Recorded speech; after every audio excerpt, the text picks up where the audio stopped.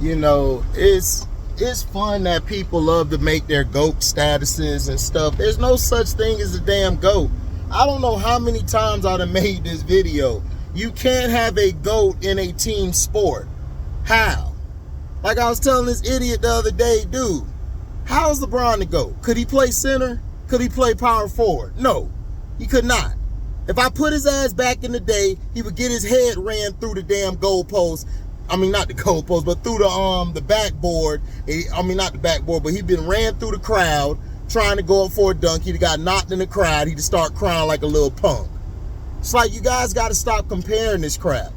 Errors were made to separate errors. I don't compare Kobe or Mike. Mike played in a different era. Kobe played in a different era. I don't compare those guys. I don't.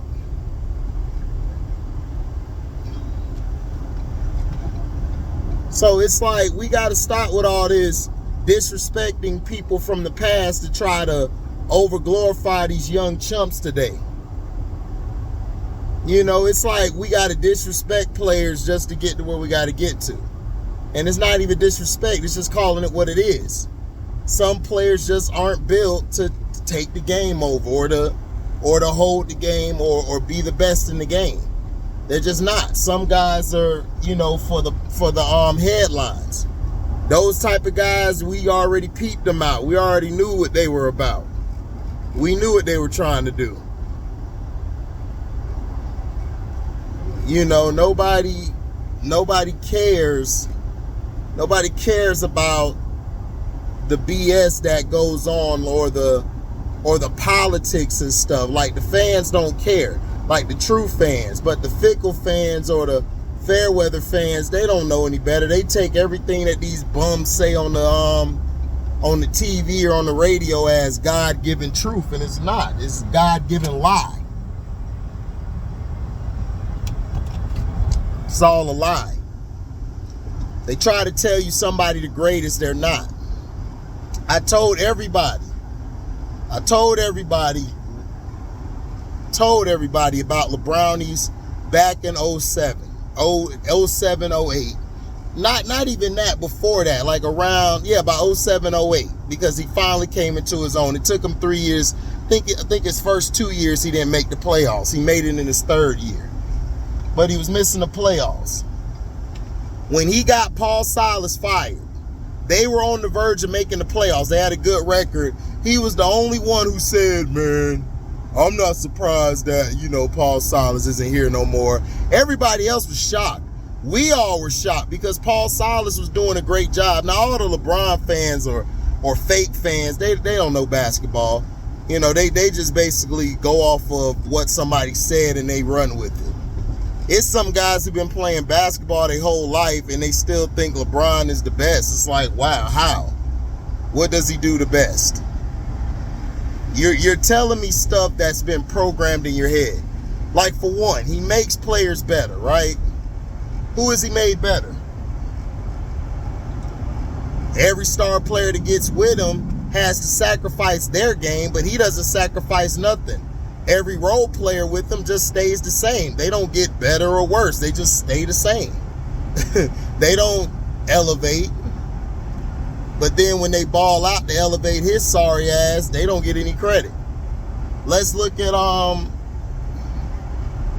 Terrell Owens.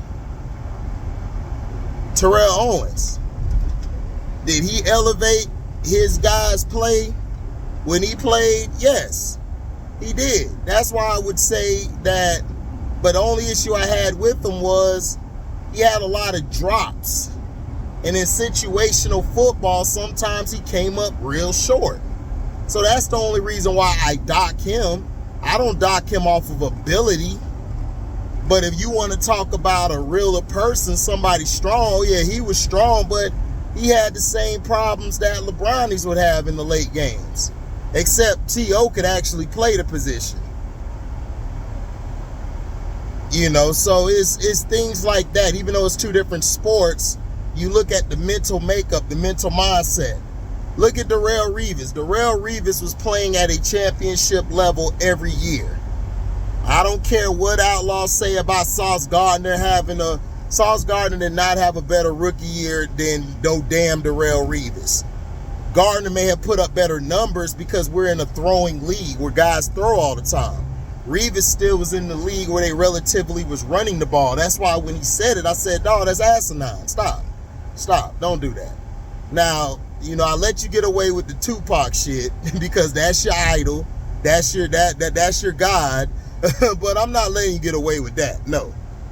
He's nowhere near Revis. Even in college, he wasn't touching Revis. So that's the thing I'm saying. You have to look at the different type of player. Antonio Brown, mentally off the field, crazy as hell.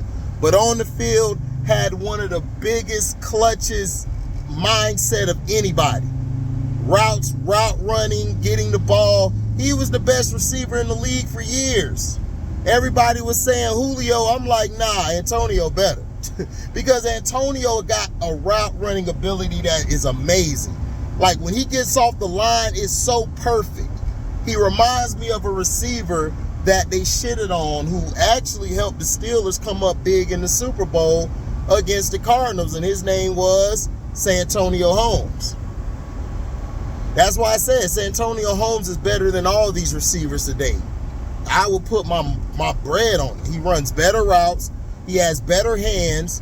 He can find his way in the zone a lot better. He could take hits. He used to run across the middle. So it's like, what are we talking about? Just because his name wasn't big doesn't mean he couldn't play. See, this is what people got to stop running to, is the names, the big names and shit.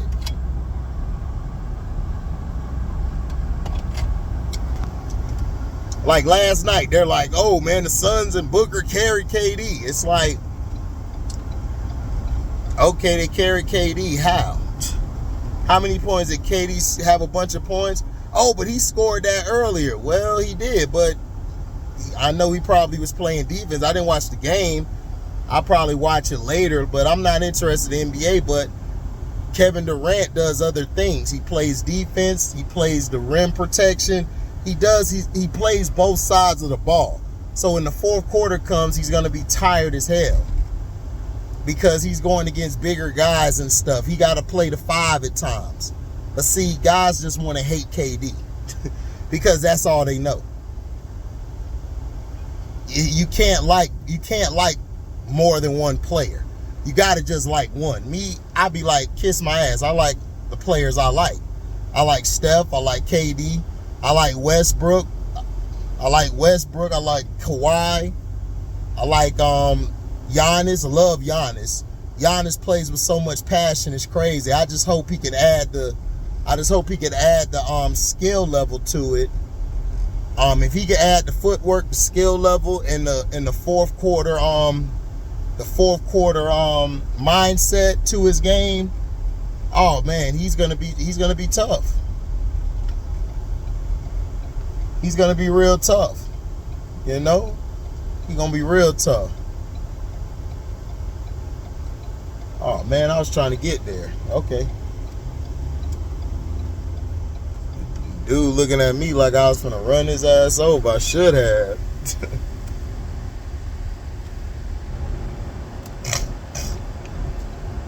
But yeah, that's the truth. That's the God honest truth.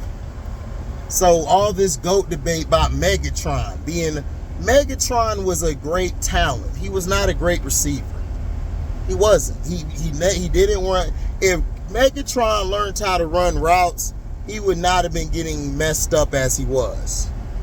Now, albeit he did have a terrible quarterback, but Megatron at times, man, you know,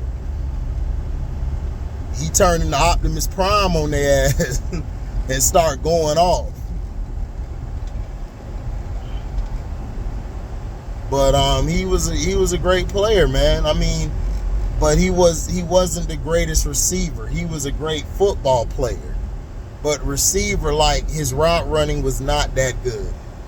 And it's not me dissing him. I love Megatron. But Megatron, I don't know if he's in my top 10. You know, I think I got T.O. over him. because T.O. ran better routes. Now, he may have dropped a little more than Megatron, but T.O. ran better routes. Megatron, as far as numbers, yeah, his numbers will dictate he could be in the GOAT conversation or in the top 5 and stuff, but I don't have him probably in my top 10. So GOAT status doesn't mean that being the GOAT doesn't mean how do I put it?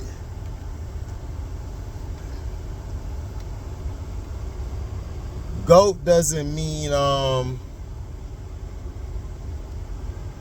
GOAT doesn't mean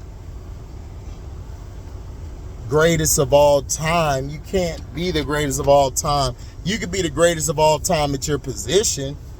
Like if you see Jerry Rice, you could say, oh, Jerry Rice is the GOAT receivers of all, the GOAT receivers, Sterling Sharp or Randy Moss. You could say them guys are GOAT receivers. You could say that, but you can't say they the damn GOAT. On the whole sport, they only played receiver. You understand what I'm saying? Even in football, it's like, dude, guys play real ball back in the day. You can't say that Michael Jordan's the GOAT. Like, how? You had other guys who could play. Now, if you want to talk about his accomplishments, him being 6-0, that's great, but he had to do it with a team. Mike went out there by himself. Much as I don't like Scottie Pippen and don't know who the hell he is. Never heard of him, but, you know, you got to be real. He had a team.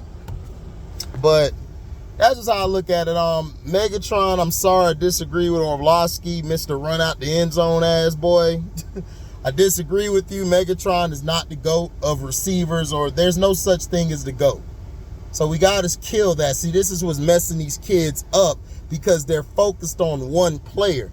This is why basketball and football don't know their history. That's why a lot of fans don't know history of baseball and all this stuff, because all they know is one person being the GOAT. In baseball, a lot of them say Babe Ruth. Babe Ruth won better than Josh Gibson. Josh Gibson would destroy Babe Ruth.